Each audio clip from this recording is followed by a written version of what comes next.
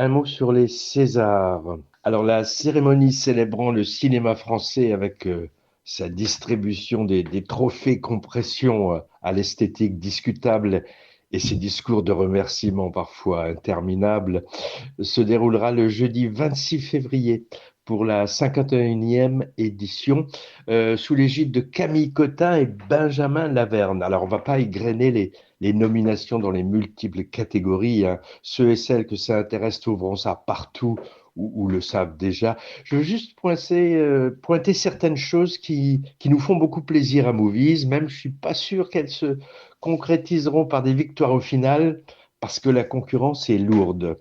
D'abord, le long métrage le plus cité est un de mes chouchous de 2025. Il s'agit de L'ébouriffant Nouvelle Vague de l'américain Richard Linklater, mais production française, présent dans 10 catégories. Alors c'est un hold-up assez inattendu, hein, et l'occasion d'une ressortie, je crois, dans quelques jours. Tant mieux parce que le film n'a pas vraiment déplacé les foules qu'il méritait.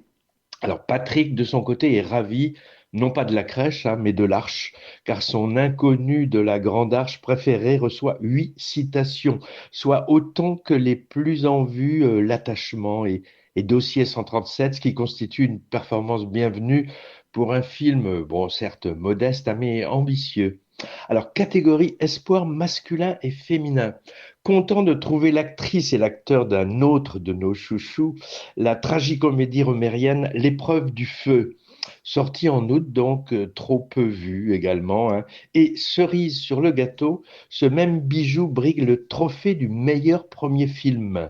On y croit, on y croit. Même si face à la notoriété, par exemple, de Partir un jour, il risque de pas faire le poids.